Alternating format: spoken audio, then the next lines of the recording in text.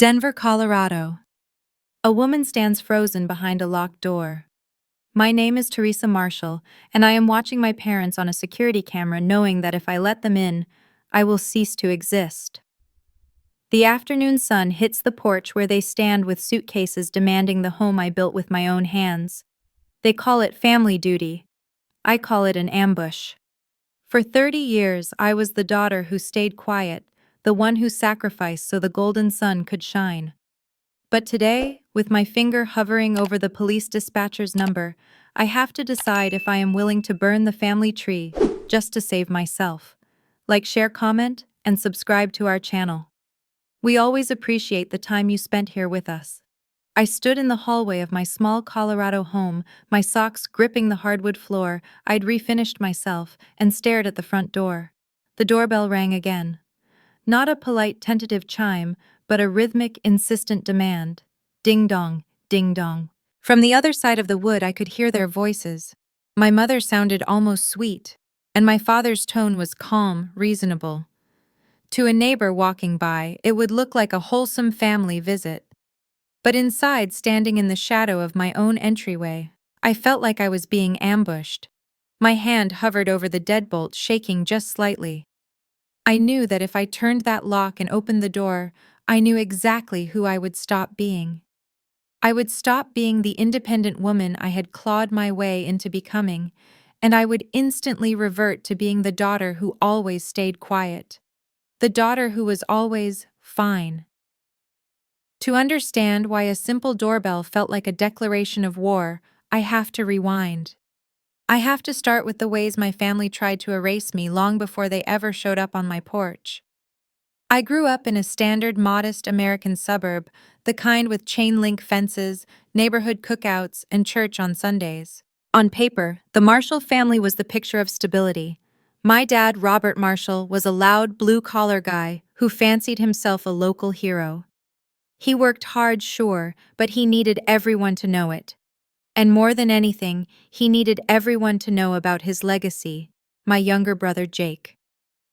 From the time Jake could walk, he was the future of this family.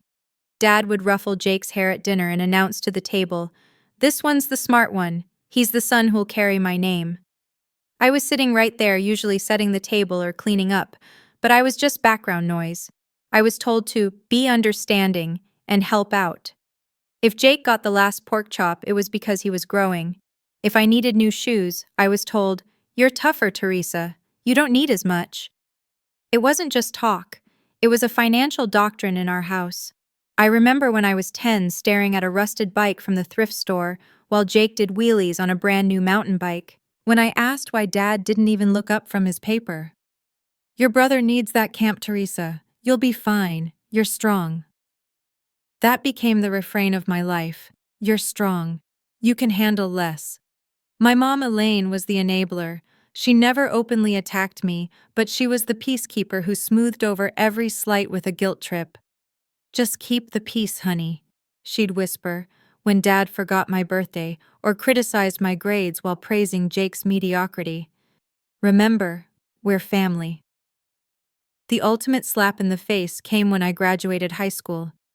I'd worked hard dreaming of a state university. But when I asked about the college fund my parents had supposedly been saving for both of us, Dad looked me in the eye and shrugged. The money was gone. They had drained it for Jake's emergency semester, at a private school he eventually flunked out of anyway. I ended up working nights to pay for community college while Jake drifted. When I cried about the unfairness, Dad delivered the line that still echoes in my head, "Sweetheart, you're not being punished. Jake just has more potential." That sentence broke something in me, but it also built something else. I stopped looking for their approval and started looking for a way out. I discovered I loved the tangible reality of real estate and construction. I loved taking something broken, a rotted porch, a scarred floor, and sanding it down until it was strong again. It was the only time I felt in control. While Jake was finding himself on Dad's dime, I was learning about mortgages and drywall.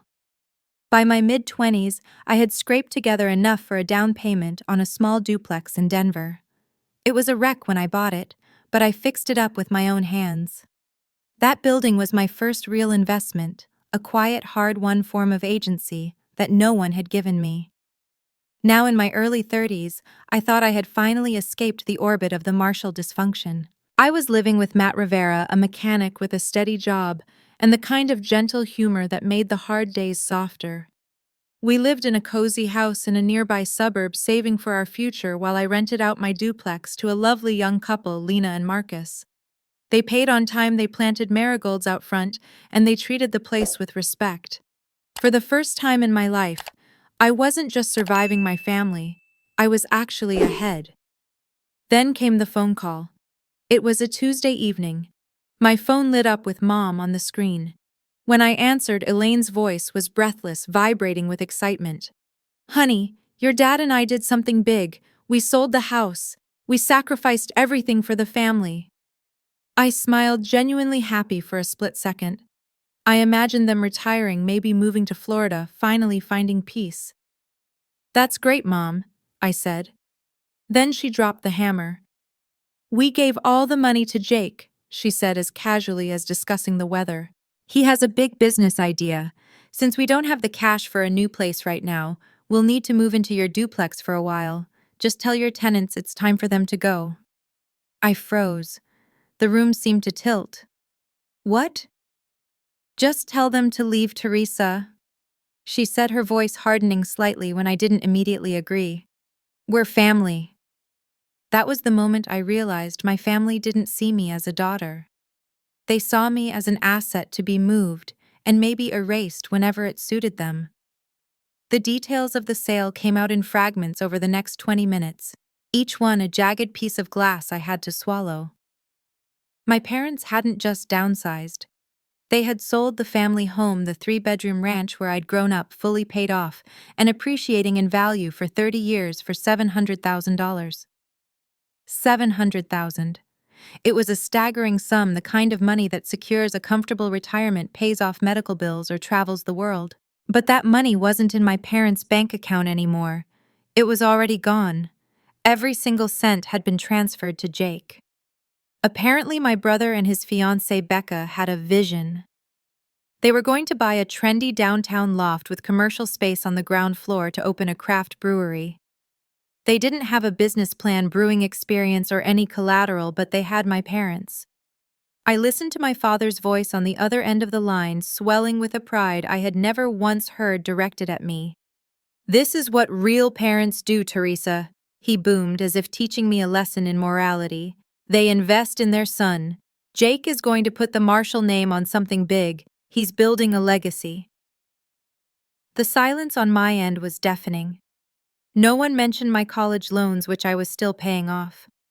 No one mentioned the nights I spent scraping lead paint off the duplex walls until my lungs burned. No one offered to invest in my small business dreams. The message was clear: the family resources were for the future, and in the Marshall clan, the future was male. Then came the pivot, swift and breathless.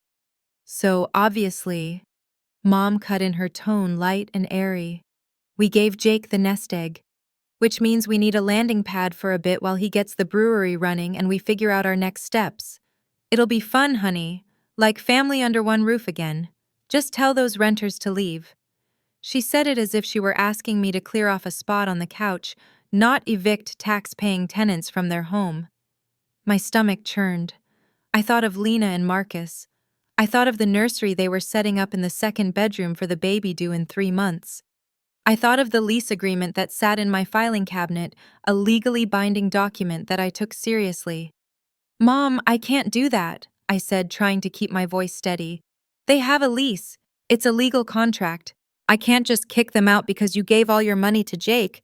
It's not just wrong, it would be illegal." The air on the line changed instantly. "Don't be dramatic," my father snapped. "It's your house. You own it. You'd really choose strangers over your own family, over your mother." I stood there in my kitchen, gripping the countertop, wrestling with a clash of values that felt distinctly American.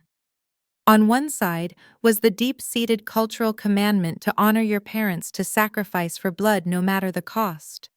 On the other was the belief in individual rights contracts and fair play, the idea that you don't destroy someone else's life just because you failed to plan yours. I believed in helping family, but this wasn't help. This was a demand that I set myself on fire to keep them warm, just because they had given all their firewood to Jake. I realized then that they never asked Jake to sacrifice. His comfort was the priority. My stability was the reservoir they tapped when things went wrong. The pressure mounted quickly over the next few days. It started with late-night calls from Elaine, weeping into the receiver about the disgusting smell in the cheap motel they were staying in. "We're living out of suitcases, Theresa," she sobbed. "While you sit in that nice house, your father is sleeping on a lumpy mattress. How can you sleep at night?" Then came the text from Dad, short and commanding. "This is temporary. Don't make it bigger than it needs to be. We need the keys by Friday." Even Jake, the beneficiary of the fortune, chimed in with a casual, entitled text. "Just boot them, Tess. You own the place. They'll find somewhere else. Mom is stressing out." I tried to draw a hard line.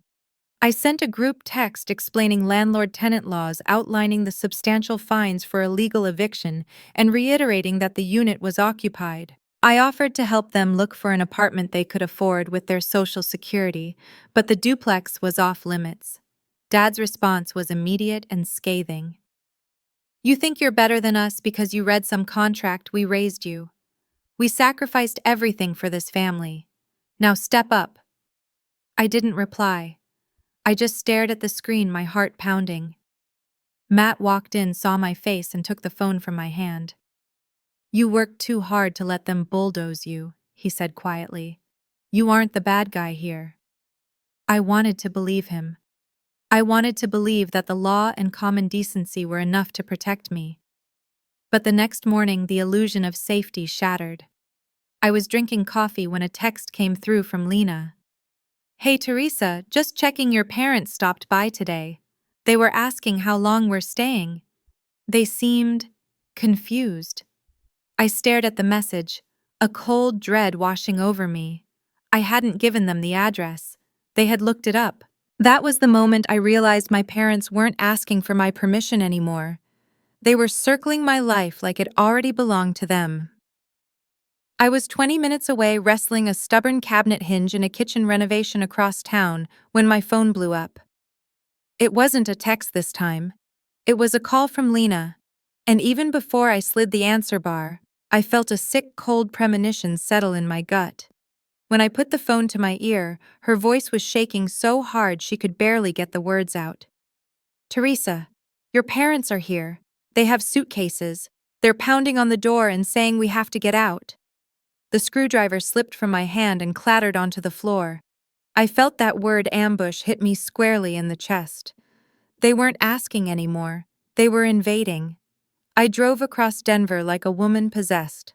My knuckles were white on the steering wheel of my old pickup truck, the engine whining as I pushed it harder than I should have. I could still feel the sawdust gritty on my pants and the ache in my hands from the morning's work, but the physical sensation was nothing compared to the noise coming from my phone. Every 30 seconds, the Bluetooth system pinged with another notification. Voicemail from Dad. Voicemail from Mom. Text from Jake. The digital pile-on was happening in real time, stacking up like bricks on my chest. I didn't listen to any of them. I just stared at the road, my heart hammering a frantic rhythm against my ribs, praying I got there before they did something irreversible. When I pulled up to the curb in front of the duplex, the scene was worse than I had imagined. It looked like a perverse Norman Rockwell painting gone wrong. My parents were standing on the front porch, flanked by 2 massive suitcases and several reusable grocery bags, acting for all the world like they were checking into an Airbnb. Elaine was banging on the front door with the flat of her hand, shouting loud enough for the neighbors to hear. "Open up! This is family property. You can't keep us out." I slammed my truck door, the sound cracking through the afternoon air like a gunshot. They both turned. Robert's face was a mask of thunderous entitlement. He didn't look embarrassed. He looked inconvenienced. "It's about time," he scowled as I stormed up the walkway. "We've been standing here for 20 minutes. We've been living like animals in that motel for 2 weeks because you won't do one simple thing." I stopped at the bottom of the porch steps, breathless and furious. "This is my property," I said, my voice shaking with adrenaline. "Lena and Marcus have a lease. You do not live here." Robert scoffed, kicking one of the suitcases toward the door. "Don't give me that legal nonsense. We raised you. We put a roof over your head for 18 years. He turned toward the closed door where I could see Lena peeking through the blinds, looking terrified. He raised his voice, making sure she could hear him. "You've always been ungrateful, Theresa. I should have known you'd turn on us. Jake would never treat his parents like this. Jake understands loyalty." He looked around the property, sneering at the flower beds I had planted, the fresh paint on the trim. "And for what? This place is a shoebox. You're choosing this dump and these strangers over your own blood." The insult to the house didn't hurt. I knew its value, but the humiliation of being dressed down like a child in front of my tenants burned. The front door creaked open a crack, and Marcus appeared, looking pale. "Theresa," he said quietly, "should we call the police?" I looked at my father, waiting for him to back down, to realize he had gone too far. Instead, he crossed his arms, daring me. I looked at my mother, who was wiping at dry eyes, waiting for me to fix it. Then I looked at Marcus and Lena, a young couple just starting out who had done absolutely nothing wrong. The choice wasn't even a choice. "No, Marcus," I said loud and clear. "You don't need to call them yet." I turned to my parents. "Get off my property, now. If you continue to harass my tenants, I will have you removed. I am not joking." Elaine burst into sudden wailing tears. It was a performance I recognized from 1,000 childhood arguments. "After everything we sacrificed for you," she sobbed, her voice carrying down the street. "You're going to erase us from your life like this, over a rental." That word erase twisted in my gut. They were the ones who had erased my needs for decades, yet here they were painting themselves as the victims of my cruelty. It was emotional blackmail, pure and simple. I didn't flinch. I stood my ground until Robert finally grabbed the handle of his suitcase. He looked at me with a coldness that made me shiver. "This isn't over, Theresa," he muttered as he brushed past me, dragging the heavy bag. "Family doesn't treat parents like this and get away with it." I watched them load their car and drive off, Elaine sobbing into her hands in the passenger seat. I apologized profusely to Lena and Marcus, promising it wouldn't happen again, though I wasn't sure I could keep that promise. That night, lying in bed next to Matt, I stared at the ceiling, wondering if I really was the villain they said I was. Matt was asleep, his breathing steady, but I was wired, every nerve ending on fire. My phone buzzed on the nightstand. I picked it up, expecting another angry text from Dad. Instead, I saw a notification that I had been added to a new group chat titled Marshall Support Circle. It contained 14 people, aunts, uncles, cousins. The first message was from Aunt Karen. "We heard your parents are practically homeless because you kicked them out. How can you do this to your own family?" I dropped the phone onto the mattress like it was hot. I thought the worst part was watching my parents drag their suitcases away in defeat. I was wrong. The real invasion was just beginning, in my phone, in my reputation, and in the story they were telling about me to everyone I had ever known. The next morning, I woke up to a digital firing squad. My phone, which I had silenced but not turned off, was pulsing with a backlog of notifications that had accumulated while I slept fitfully. The messages weren't asking for my side of the story, they were verdicts. "You abandoned your parents," read a text from an unknown number that turned out to be a second cousin. "They sacrificed their whole house for Jake, and now they are living like vagabonds while you play landlord," said another. "You're successful, Theresa. You can afford to help. Why are you being so cruel?" I scrolled through them, feeling a cold numbness spread through my fingers. Not a single person asked about the lease. Not one relative asked about the tenants I was legally bound to protect. They were only reacting to the version of reality my father had constructed. Theresa, the selfish daughter, the one who chose strangers over her own flesh and blood. It was a masterclass in manipulation.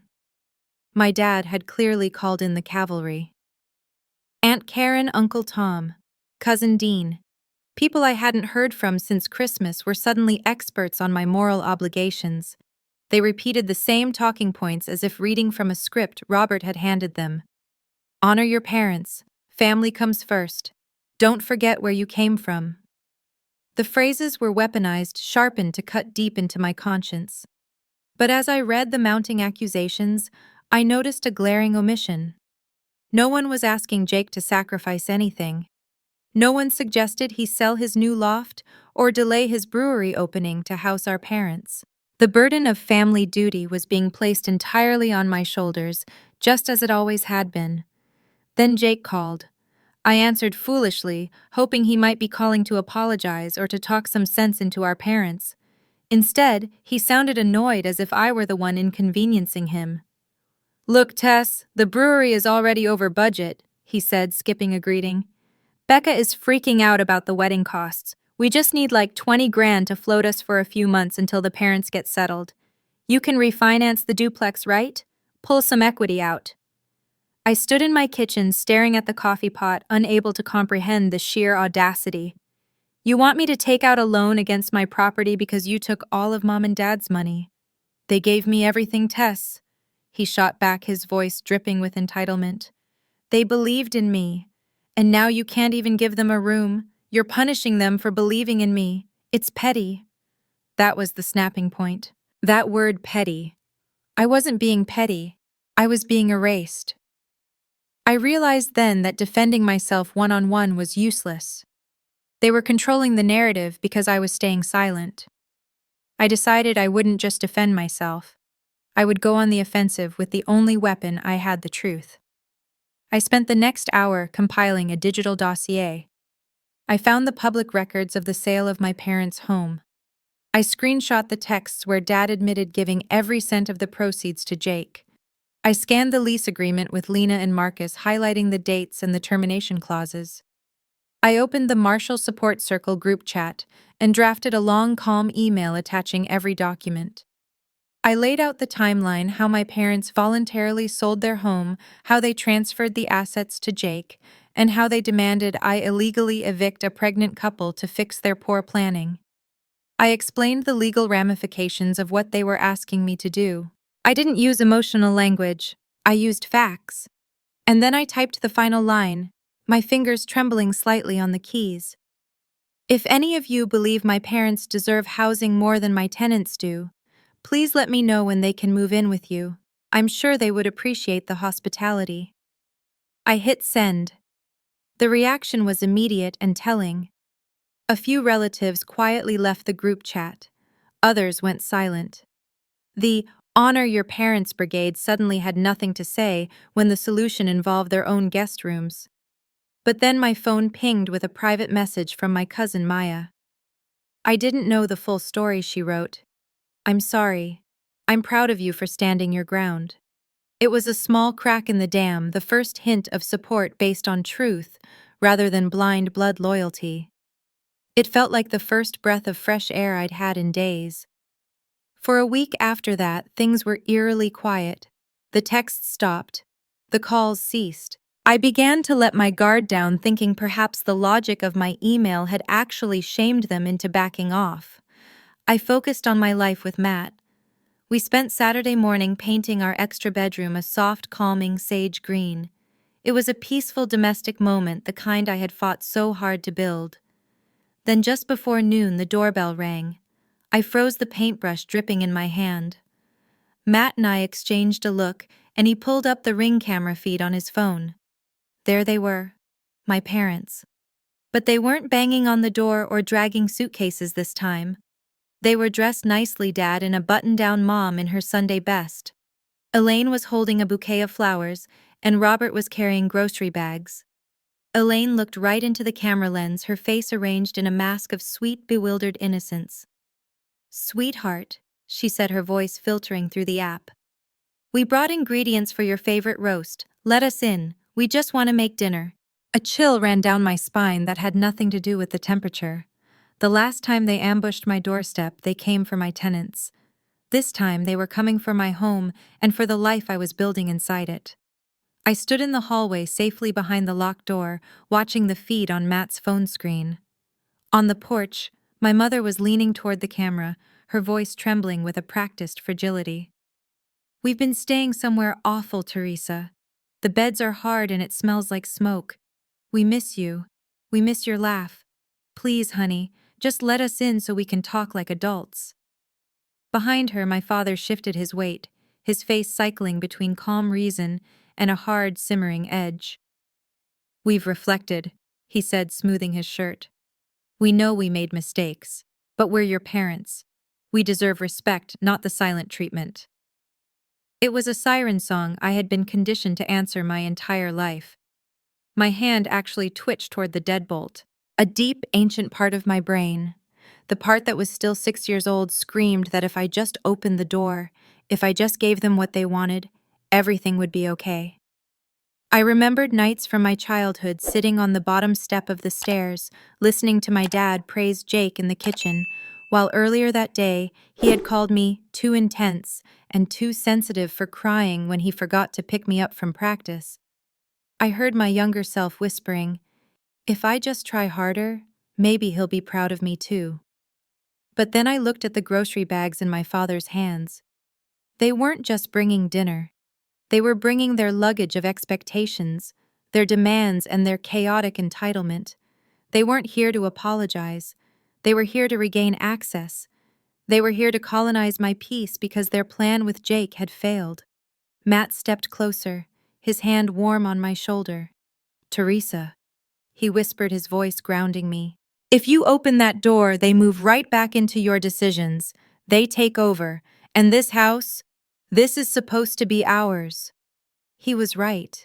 This house wasn't just a structure. It was a physical manifestation of my freedom. It was the one place where I wasn't the other child. I didn't open the door. Instead, I pressed the button on the intercom. "You need to leave," I said, my voice sounding tinny through the speaker. "We aren't having dinner." The shift on the porch was instantaneous. Robert's mask of reason fell away. He leaned in close to the camera, his eyes narrowing. "This is childish, Theresa. Open the damn door. We're not leaving until we speak to you face to face." Elaine joined in, her voice rising an octave, abandoning the sweet act. "You're our daughter. You can't erase us like this. Think about your future kids. Don't you want them to know their grandparents? Don't you want them to have family?" That was the line that did it. The mention of my future children weaponizing a hypothetical generation just to manipulate me flipped a switch in my chest. I felt a strange cold calm settle over me. My hands were still shaking, but my mind was suddenly crystal clear. I looked at Matt and nodded. Then I pulled out my phone and dialed the non-emergency police line. "I need to report a trespassing," I told the dispatcher. "I have 2 individuals on my property who are refusing to leave and are harassing the homeowners." Speaking the words out loud, "my parents are trespassing" felt like breaking a bone that had healed wrong so it could finally be set right. It was painful, shocking, and absolutely necessary. 10 minutes later, a patrol car rolled up to the curb, its lights off but its presence unmistakable. I watched from the window as the officer approached them. He was polite but firm. "Ma'am, sir, the homeowner has asked that you leave the property." My father straightened up, trying to physically intimidate the officer, puffing out his chest, in that way he always did when challenged. "We're her parents," he scoffed, waving a hand at the house. "She's confused. She's being emotional. This is a family matter, officer. You don't need to be here." I unlocked the door then. I opened it just wide enough to be seen, keeping the heavy wood between us like a shield. "Officer," I called out. The air felt thin, electric. My dad whipped his head around, his eyes locking onto mine with a look of pure betrayal. "I've asked them multiple times to stop coming here. I feel threatened and harassed. I want them gone." The officer nodded at me, then turned back to Robert, his hand resting casually near his belt. "You heard her, sir. You need to vacate the premises immediately, or we will have a problem." Robert's face went purple. For a second, I thought he might lunge at me, but the presence of the badge held him back. He glared at me, stripping away every ounce of fatherly affection he had ever feigned. "You'll regret this, Theresa," He spat the venom in his voice clear even from the sidewalk.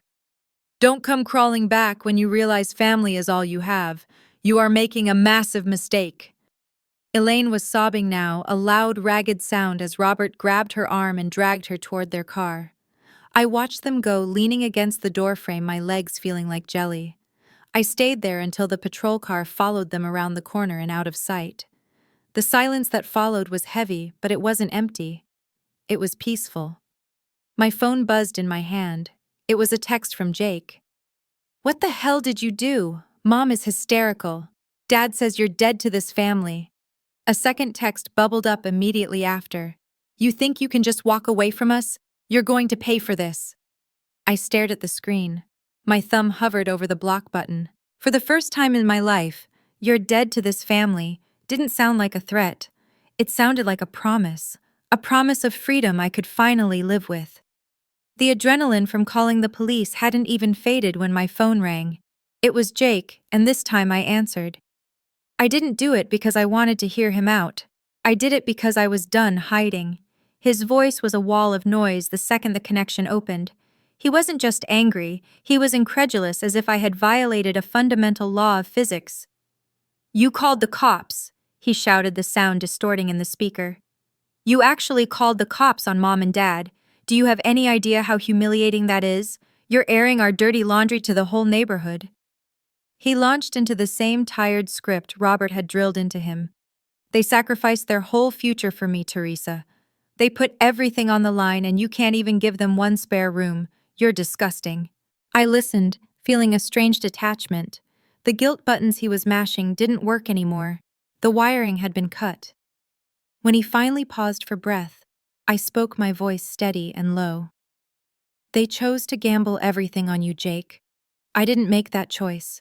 And I am not going to sacrifice my home to fix your bad bet. I didn't wait for his retort. I hung up and blocked his number. That evening, Matt sat me down at the kitchen table. We need to make this official, he said. If we don't, they'll just keep coming back. He was right. The boundary needed to be more than a locked door. It needed to be a legal wall. We hired a lawyer the next day.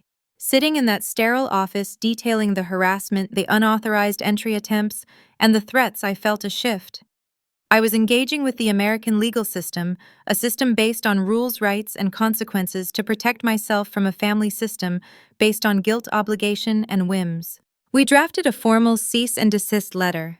It was clear: no showing up at my home, no showing up at the rental property, and no contact with my tenants.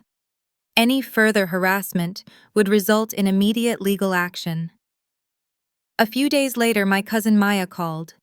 She had become my reluctant window into the family exile.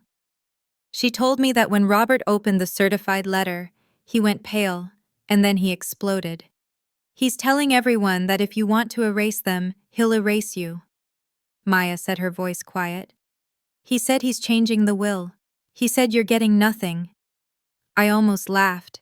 It was a dark, hollow sound. Maya, I said, there is nothing to get. They gave it all to Jake. He's disinheriting me from a zero balance. The threat didn't land the way he wanted it to. It just confirmed that his love was entirely transactional, and I had finally stopped paying the subscription fee. Through Maya, I also learned the reality of their situation.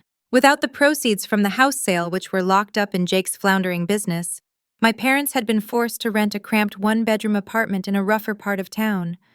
It was a far cry from the suburban comfort they were used to. As for Jake, the brewery was bleeding money before it even opened. The bank had denied a second loan, and he was quietly selling off stainless steel tanks to make rent. Hearing this didn't give me the rush of glee I thought it might. Instead, I felt a complicated, heavy sorrow. It was a tragedy, but it was a tragedy of their own making. I finally understood that I wasn't responsible for saving them from the consequences of their own arithmetic. While their world was shrinking, mine was expanding. A week later, I drove over to the duplex, not to evict anyone, but to attend a barbecue. Lena and Marcus had invited us over to celebrate the completion of the nursery. The garden was thriving, bursting with the colors of the flowers I had planted and they had watered. We sat in lawn chairs eating burgers, laughing with the neighbors who stopped by. One of the neighbors, an older man named Mr. Henderson, clapped me on the back. "You've got good people here, Theresa," he said. "And you're a good landlord. Most people would have tossed them out to please their folks. You did the right thing." I looked around the small yard. This was the community I wanted. It wasn't built on blood or obligation, it was built on mutual respect. Lena and Marcus didn't owe me anything but rent, and I didn't owe them anything but a safe place to live. That simplicity felt like a luxury. But the past has a way of trying to get the last word. When I got home that evening, there was a letter in my mailbox. It had no return address, but the handwriting was unmistakable, shaky, looped cursive. Elaine. I stood by the trash can debating whether to rip it up unopened. Curiosity won. I tore the envelope. It was short. "I don't understand how you can do this. Your father says you've turned your back on us. I just wanted my family together. I miss my daughter." I read it twice. There was no acknowledgement of the ambushes, no apology for trying to evict a pregnant woman, no remorse for the smear campaign, just more pain repackaged and shipped to my door framed entirely as my fault. She missed the daughter who took the abuse, not the woman who stopped it. I slowly crumpled the letter in my fist. I felt a stab of grief, sharp and deep, but it was followed immediately by a wave of cold clarity. It hit me then they would never apologize for trying to erase me. So I had to decide what kind of legacy I wanted to build without them. It has been 8 months since the police cruiser rolled away from my curb, and the silence in my house has become my favorite sound. The nursery is finished now. The walls are painted that soft, calming sage green Matt and I picked out the day before the final ambush. In the corner stands a crib made of solid oak. I built it myself, spending weeks in the garage, planing the wood, sanding the rails, until they were as smooth as glass, and sealing it with a non-toxic finish. It is sturdy, beautiful, and built to last, unlike the foundation my parents tried to build for me. Inside that crib sleeps Leo, our 3-week-old son. When I watch his chest rise and fall in the quiet of the afternoon, I don't feel the old dread of waiting for the doorbell to ring. I feel a fierce, terrifying protectiveness. The house is calm. The phone is quiet. The war is over, not because they surrendered, but because I finally left the battlefield. The no-contact order did its job, but the silence from my end is what truly cemented the wall. I haven't spoken to Robert or Elaine since that day. Jake, however, couldn't resist one last attempt to drag me back into the dysfunction. 2 weeks ago, right before Thanksgiving, my phone buzzed with a text from him. "Mom made your favorite pecan pie. You're invited, but Dad says you need to apologize to everyone before you can sit at the table. Ball's in your court." I stared at the message, imagining the scene: my parents sitting in their cramped apartment, convinced they were the benevolent monarchs granting a pardon, waiting for me to come crawling back for a slice of pie and a side of humiliation. They still believed they held the keys to my happiness. I didn't block the number this time. I just deleted the thread. I didn't respond. I didn't explain. I realized that arguing with them was just another way of feeding them the attention they craved. My silence was the only thing they couldn't spin, couldn't manipulate, and couldn't stand. The boundary held. In the quiet months of my pregnancy, I had a lot of time to think about the American values my father loved to preach. He used to thunder on about how family is everything, how loyalty was the currency of a good life. But in practice, those values were a trap. To him, family meant a hierarchy where I served and he took. I have defined my own values now. Resilience isn't about how much pain you can endure for people who don't respect you. It's about having the courage to walk away when the contract is broken. Community isn't about bloodlines. It's about the people who respect your choices and protect your peace. And personal freedom, the most American value of them all, is the absolute right to say no, even to the people who gave you life. My revenge, if you want to call it that, has been quiet and absolute. I didn't try to ruin them. They did that themselves. I simply refused to stop succeeding. I recently closed on another investment property, a rundown fourplex a few towns over. I'm rehabbing it slowly, hiring local contractors and vetting tenants who need a fair shake. In town, I occasionally hear the echoes of Robert's smear campaign. A hardware store owner mentioned he heard, "I kicked my elderly parents onto the street." I didn't get angry. I just looked him in the eye and said calmly, "They gave my brother their entire life savings and then tried to illegally evict a pregnant couple from my rental. I didn't throw them out. I just stopped letting them threaten my life." The truth spoken without drama has a way of cutting through the noise. People are starting to see the reality. But the real victory happened this morning. I was holding Leo, rocking him after a feeding. His tiny hand was wrapped around my pinky finger, his grip surprisingly strong. I looked down at his face, so open and trusting, completely unaware of the concept of debt or obligation. I whispered to him, my voice catching in my throat, "You will never have to earn love by sacrificing yourself. Not in this house. You don't owe us anything for existing." I imagined my dad's face if he heard that. He would call it soft. He would call it spoiling the child. But as I held my son, I realized his power over me was finally truly gone. The hardest part of this journey wasn't calling the police. It wasn't the nasty texts or the loss of the inheritance I never really had. The hardest part was accepting the truth that my parents chose Jake's comfort over my dignity, again and again, and they would have kept doing it until there was nothing left of me. But the day I chose myself, the ambushes stopped. My parents may still be out there telling a version of the story where I'm the ungrateful daughter who erased her family. But I know the truth. They tried to erase me first. I just refused to disappear, and that is the legacy my child will inherit, one boundary at a time. That brings us to the end of Theresa's journey, proving that sometimes the strongest family is the one you build yourself. If you enjoyed this story of boundaries and resilience, please hit that subscribe button. Let us know what you would have done in Theresa's shoes down below. We read every single comment of your thoughts. Thank you for listening. This has been a story from Radiance. We'll see you next time.